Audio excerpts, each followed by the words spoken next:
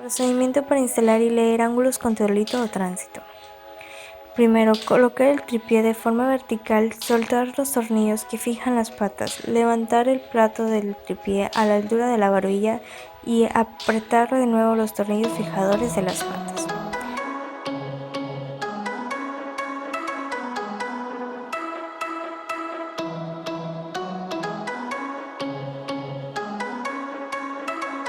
Segundo, tomar con ambas manos las patas del tripié y abrirlo sobre el punto o vértice. Tratar de colocarlo de tal manera que el vértice pueda verse por medio del tornillo fijador, tanto que el plato quede lo más horizontal posible. El tercero, colocar el teodolito sobre el plato del tripié haciendo que coincida la forma triangular de la base del teodolito con la forma triangular del plato del tripié. Fijar el teodolito al tripié con el tornillo fijador apretándolo sin exceder la fuerza. Cuarto, colocar la plomada bajo el tornillo fijador del tripié en el gancho correspondiente, utilizando un nudo corredizo, nudo de 4, para fijar la plomada y ajustar la altura de esta misma lo más cerca posible del punto o vértice. 5. Tomar con dos manos las patas del tripié y utilizando la pata restante como apoyo, plomar el equipo lo más preciso posible sobre el punto o vértice, cuidando que el plato quede lo más horizontal o nivelado posible. 6. Fijar las patas del tripié al terreno colocando el propio peso de la persona por sobre los apoyos en la parte inferior de las patas, de tal manera que el equipo quede fijo al terreno y estable. 7. Ajustar la plomada sobre el punto o vértice soltando el tornillo fijador del tripié, desplazando el teodolito sobre el plato y volviendo a apretar el tornillo fijador una vez que la plomada se encuentre en posición correcta. Si el rango de desplazamiento del teodolito sobre el plato no es suficiente, deberán repetirse los puntos 5, 6 y 7 hasta lograr plomar adecuadamente el equipo. 8. Nivelamos el teodolito colocando los niveles de burbuja a ambos lados de un tornillo nivelador, tornillo fijo. Con los tornillos restantes nivelamos cada uno de los niveles de burbujas, subiendo o bajando cada uno de los tornillos niveladores que le corresponda a cada nivel de burbuja, tratando de no tocar el tornillo fijo.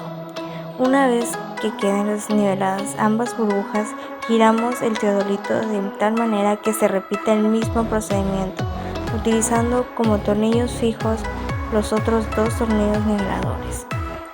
9. Metemos la mano bajo el disco de vernier horizontal para desplazarlo y ponerlo cerca del cero.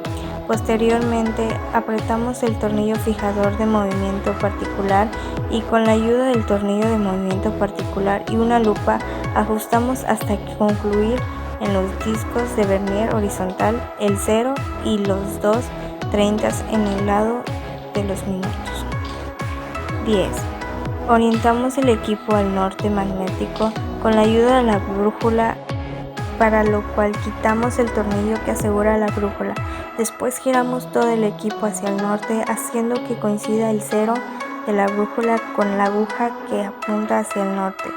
Apretamos el tornillo fijador del movimiento general y si es necesario ajustamos utilizando el tornillo de movimiento general.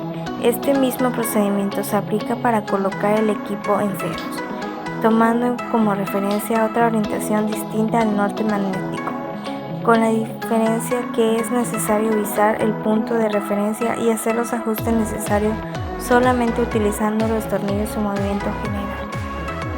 11. Una vez que el equipo se encuentre orientado correctamente en el vernier horizontal en 0, se procede a realizar la medición de ángulos, para lo cual utilizaremos los tornillos de movimiento particular, por lo que utilizamos el tornillo fijador de movimiento particular, desplazando el equipo hacia el punto de visar.